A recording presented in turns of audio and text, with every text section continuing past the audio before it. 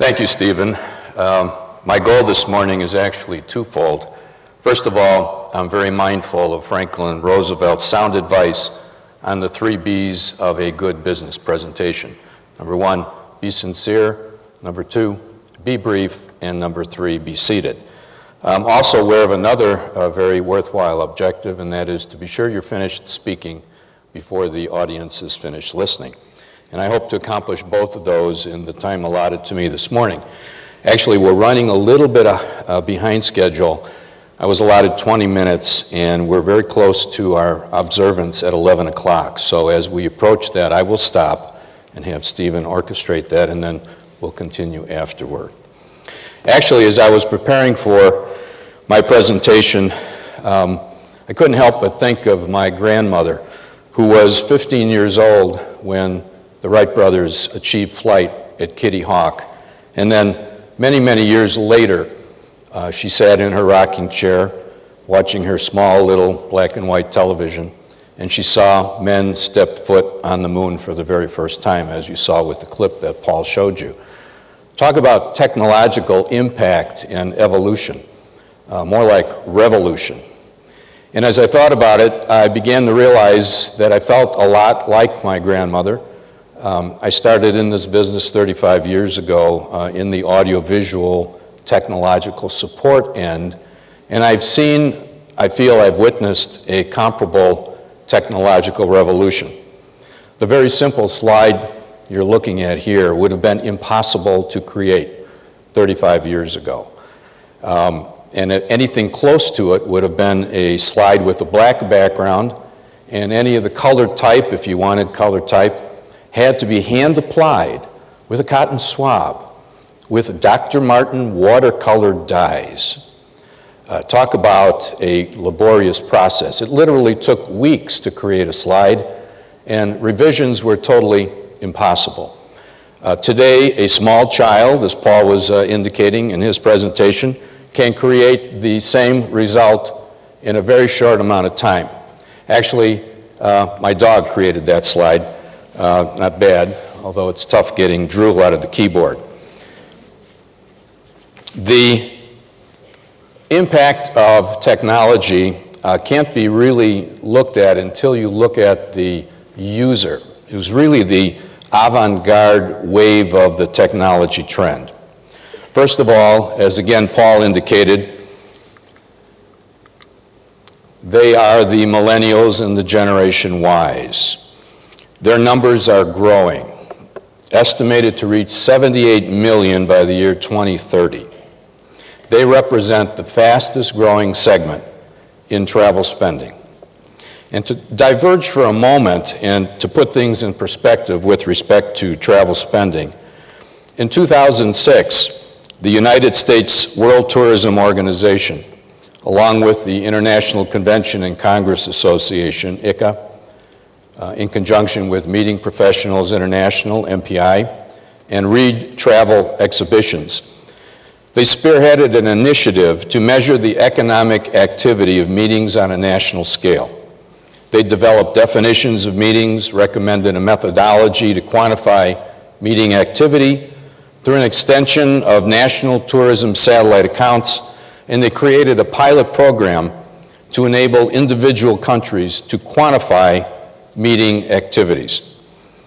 Taking a page from that book, and in 2009, due to an increased scrutiny of meeting-related activities in the United States, the Professional Conference Management Association, PCMA, funded a study to help determine the economic significance of meetings within the U.S. The resultant findings were extraordinary. And given the fact that they were actually correlated during a very slow time economically, obviously following the worldwide recession. Based on the study's findings, in 2009, nearly 1.8 million meetings took place in the United States, attended by an estimated 205 million people. Total direct spending was over $263 billion, over $250 billion. 43% of that, or $113 billion, was devoted directly to travel and tourism. And it was indicated that people in the meetings industry supported 6.3 million jobs. Actually, in terms of their contributions to our gross domestic product, it was shown and proven that the meetings industry had a greater impact than General Motors, which was astounding. And I bring up this US example only that by extrapolation, can you just imagine what the impact and the significance of meetings are worldwide? I'm sure these figures would be totally astounding, and even more of a motivating factor for us to be aware of the technical tsunami that's heading our way. Actually, this year, the United Nations World Tourism Organization indicated that the number of international tourists worldwide reached a record 747 million through August of this year. That's up approximately 5%, or 38 million, from the same period in 2012, with a corresponding increase of about 5% in Europe. Going back then to the characteristics of our new breed of business traveler.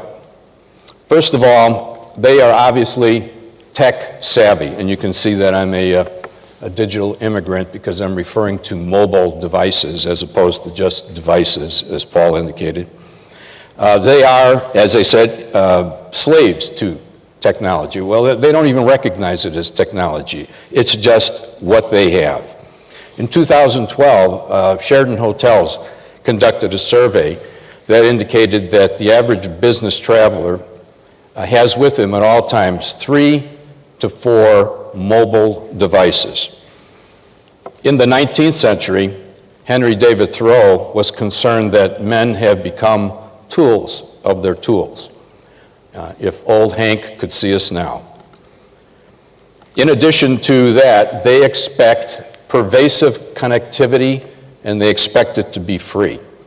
And I can hear the groans of those of you who represent convention and hotel facilities or meeting facilities, and the fact that you feel it isn't fair that you have to invest in so much technology. But that's the way it is, and it's not going to change. Returning then to the characteristics of our new business traveler. As I mentioned, they are tech savvy. They expect this connectivity everywhere, and they want it to be free. There are quite a few convention centers in the US and hotel chains today that have, and I'm very glad to hear that we've also been offered free connectivity here. It is becoming a growing trend. What is also becoming a trend, and is probably a good compromise solution, is called tiered connectivity, whereby basic services are given free, allowing people to check their emails and do some basic web surfing, but the bandwidth-intensive activities like streaming video and Skyping are provided at a cost. So that might be the wave of the future.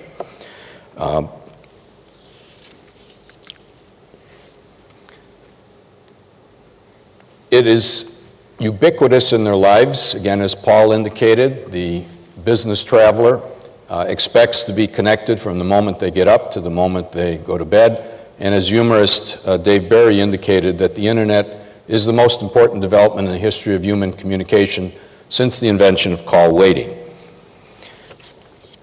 A new group of road warriors also has blurred the distinction between work and play. In actuality, they spend more time in their hotel rooms than business travelers of yore. However, they expect that hotel room to become a de facto office. They expect ergonomic chairs, they expect connectivity, wireless, they expect Bluetooth capabilities, and of course they want PowerPoints and outlets up the yin-yang all over the room. This is not going to change and has caused hotels to begin in their innovation plans accounting for these requirements. Oddly enough, when they do venture out, ironically, they like to be alone together. They prefer to use their laptops and other mobile devices in public places, kind of a la the Starbucks model.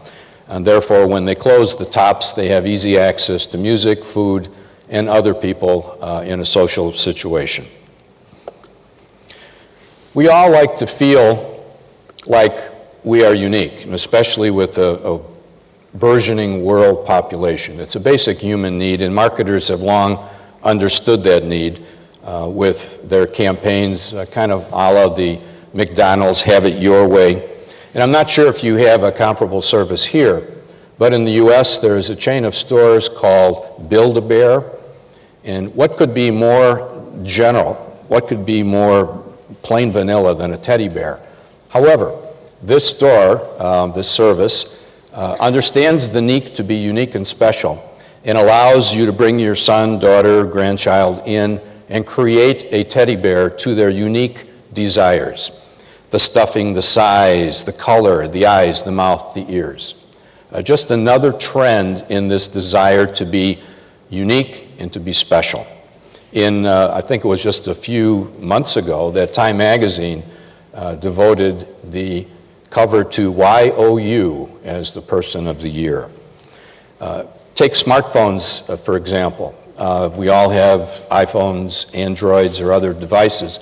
And while they're all basically the same, if we were to line up all of them in this room side by side, there would be no two that would be identical. We make them unique by the custom applications that we download.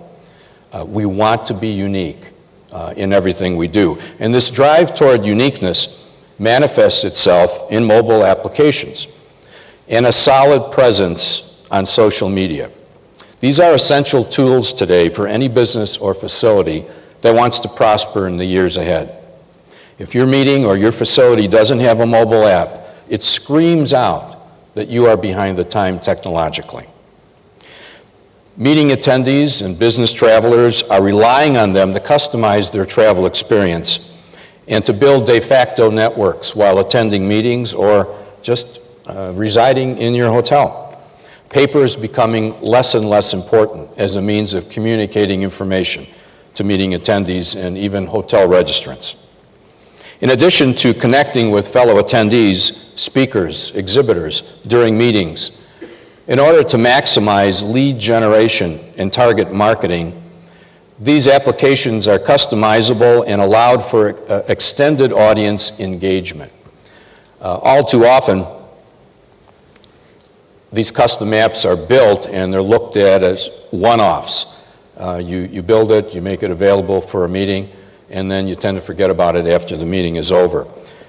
This is not a good thing because they should be used to engage your audience, whether you're a hotelier or a meeting planner, pre, during, and post the event. Speakers can basically send out teasers of their presentations. During the event, of course, you can have streaming video going to a wider audience. And after the event, you can use these mobile applications to gather questions, create special interest groups, or have speakers actually conduct webinars on other topics that may have come up after their presentation. The good news is that the cost for these customizable applications is definitely coming down. Our organization, when it first delved into creating a customized mobile application for some of our meeting events, spent a tremendous amount of money. They have come down now to 1/5 of that cost, basically having all the same bells and whistles that cost so much just a few years ago. With respect to customized marketing, I attended a technological think tank not too long ago whereby it was demonstrated a system of proximity marketing. So when you get your name badge at the event, it's embedded with a passive transmitter. And as you walk around, let's say you're at the zoo and you've purchased a ticket and that transmitter is embedded within. And as you walk around, all of a sudden you receive a message on your phone that says, have you checked out the African mammal exhibit? Because it sensed that you were approaching a crossroads where you could have gone left or right. And going to the right was the African mammal exhibit.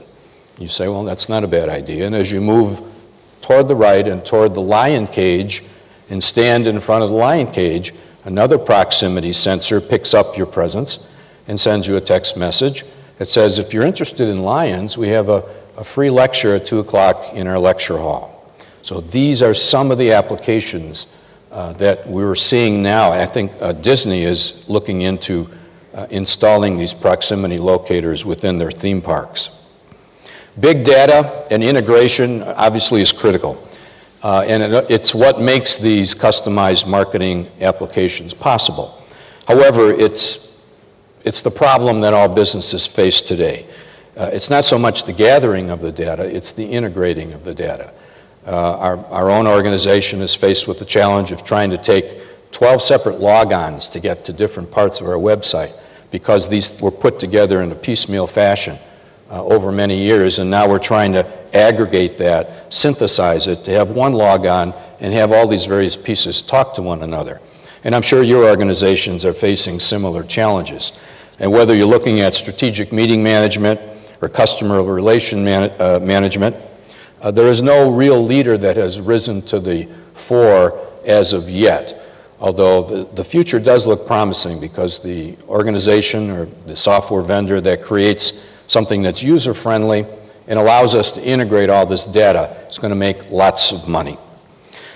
One hope is something called APEX, which is Accepted Practice Exchange, which is an attempt by planners and vendors to exchange electronic data that is synchronized, which hopefully will allow for the RFPs that are standardized, hotel contracts across a chain that is standardized, BEOs, spec changes, specs in general, billing, labor tracking, all of that to be somewhat standardized. Now that's the holy grail, but we are getting closer to that.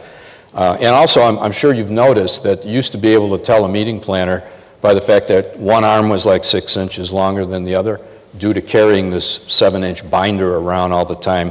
And now most of meeting planners are carrying their iPads. So at least they're integrating some of that data and making it easily accessible. However, I would be mindful of Bill Gates's warning that the first rule of any technology used in business is that automation applied to that efficient operation will magnify that efficiency. The second rule is that automation applied to an inefficient operation will magnify that inefficiency.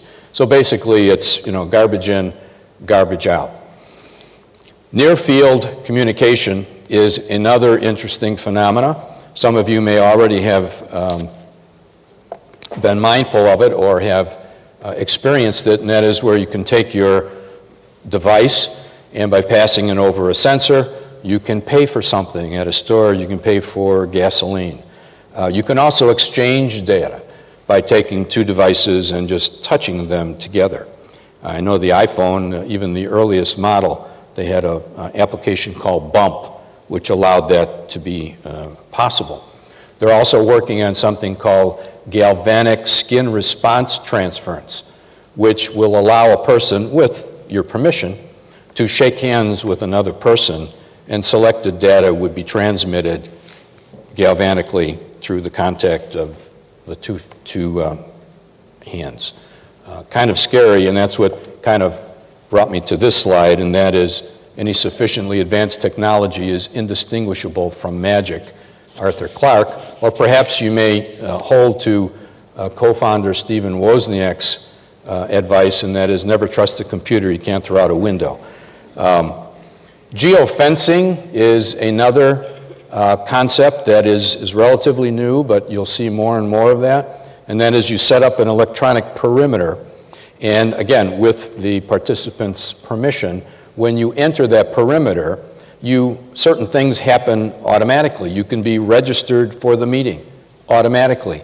It doesn't take too much of a stretch of the imagination to envision a time when you walk into a hotel, its lobby, you bypass the registration desk, because as soon as you walk in, you're registered, your credit card is charged, and then your phone now becomes your room key, just as it is now your boarding pass for some people. To summarize then some of the trends as we've seen, mobile applications, a solid presence on the internet and social media is a requirement. It's no longer optional. Customizable apps and applications, not just a generic form that you put up there for an event and you forget about and you don't update, but you look upon it as an extended audience engagement. pre, during, and post. Someone registers at a hotel, why not send them some information before they even check in about some of the activities that are going on, some of the things that they may be interested in. Allowing big data and integration is going to be allowed, or it will allow for customized marketing, so that possibly in the future, when you check into a hotel, bypass the lobby, go right up to your room, the music you enjoy will be playing on the radio. On the screen in the room will be a customized menu just for you based on your likes and dislikes. The aroma or the scent in the room will be something that you enjoy, and you won't have to tell the desk that you want USA Today or the Wall Street Journal. They'll already know that, and it will be pushed to your device at times that you request it. All of that is around the horizon very, very closely. Two things I probably should have added to that and didn't, but since I have a little bit more time now. Gamification, the use of games to engage an audience. We've all heard of return on investment. However, you've probably also heard the term ROE, return on engagement. The ability to get your audience involved. The Gen Y, as Paul indicated, they want to be involved. They don't want to go into a situation where it's basically sit down, listen, and shut up. They want to have action and interactivity. And in the future, sessions such as this, based on everybody being able to input, as you can do now with Twitter, but it'll be more of a facilitated group discussion. I've always been a firm believer that the collective intelligence of the room always supersedes any one individual standing on stage. And so in the future, Gen Y is forcing the fact that this interactivity will probably lead to much richer and fulfilling intellectual and learning environments, meetings in general. Gamification, as I indicated, is also a way of gathering data in a very low-key way. Radisson Hotels, I just read the other day, has released a game. You've probably heard of Sim City. It's an early game whereby you were able to create a city and then, grow crops and feed the people and protect it and that type of thing. Well, this game put out by Radisson Hotels allows you to be the hotel general manager. And you are graded upon how well you satisfy your clients, the bottom line that you protect, and it goes on. And there are problems that are thrown at the people in the gaming audience, and obviously probably some very creative solutions will occur based on audience input.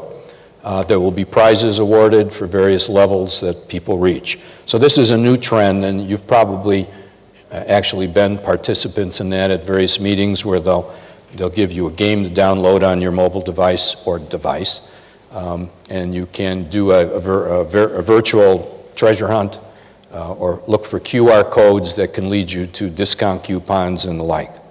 And then finally, one other trend, and by no means are these all inclusive. There's thousands of things coming our way, and it's very difficult to keep up with it. I know you're all aware of that. But hybridization is another trend. And basically what that means, you've heard of virtual meetings. All meetings in the future will be hybrid, I believe. That means they will have part of live and also part of virtual experiences woven together, so that presentations will be streamed to audiences throughout the globe. The pre-post and pre, during, and post will be hybridized in terms of real and virtual. And the good news is that face-to-face meetings are not going away. As a matter of fact, in some way, have become even more important because of the fact that our technology in some ways disassociates ourselves. We form virtual communities, but it's, as again Paul indicated, it's with our thumbs, or at least some generations. That's how they interact. Causing a desire, since we're all social animals, it's in our DNA, to want to interact with real people. And so in some ways, meetings, I believe, in the future will become even more important as they were in the past. Not so much as knowledge transference, because they were the probably the only vehicle other than going to a library and spending all day there gathering information, the only vehicle that you could get filtered information on your topic area or your profession. Well, today in your bedroom in your pajamas in a half an hour, you can get more information than you can attending a meeting for a week. But what you don't get is the experience. You don't get real human beings interacting. And I think, you don't have to look too far with respect to sporting events. If virtual was the name of the game, why do people go to a football game or go to a basketball game or go to a soccer game when they can see it on TV and probably get a better angle, a better seat, virtual seat on television? Well, they go for the experience. This experiential hunger is something that we're going to need to be aware of as we create meetings in the future and as we construct hotels and facilities. One source that I would recommend if you do feel overwhelmed, and it's a treasure trove of information on the coming technological wave and all the various programs and ideas, is Corbin Ball and Associates and his webpage, corbinball.com. Corbin is a world-renowned technological guru. Some of you may already be aware of him. He's been a keynote speaker at numerous meeting events throughout the world. He was just voted most recently as one of the most influential people in the meetings industry. And he does publish a bi-monthly newsletter that is chock full of fantastic information about technology. And I believe it's free. You can sign up for it on his webpage. So, as we look around and we try to anticipate what the world is to become, do we believe, as Freeman Tyson does, that technology is a gift of God after the gift of life? It is perhaps the greatest of God's gifts. It is the mother of civilization, of arts, and of sciences. Come on, Freeman, tell us how you really feel. Or do you believe, perhaps as Aldous Huxley considers, that technological progress has merely provided us with a more efficient way of going backward? Or perhaps even as Albert Einstein has indicated, it's been appallingly obvious that our technology has exceeded our humanity. So, is it a panacea or is it a Pandora's box, the technology that we see around us? Well, it's neither, and unfortunately, it's both. But it's no different than an electric can opener or a screwdriver or a nail file. Technology is merely another set of tools at our disposal, albeit sophisticated and complicated ones. And they can do ill or good depending on the human being who wields them. Consequently, as leaders in our industry, I truly believe that it is our obligation and our duty to understand what's out there, to vet all the options at our disposal, to then decide which technological tools are best suited to our needs, to budget for their purchase, to find, hire, and train individuals to use them effectively, to hopefully increase our efficiency and productivity, and to hopefully make the human experience a more positive one and not take away from it.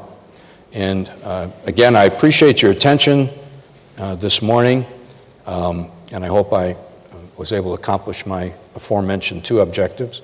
And I leave you with these two quotes and some thoughts to ponder. If it weren't for Edison, we'd all be watching TV by candlelight, and people who enjoy meetings should not be in charge of anything. So, thank you very much.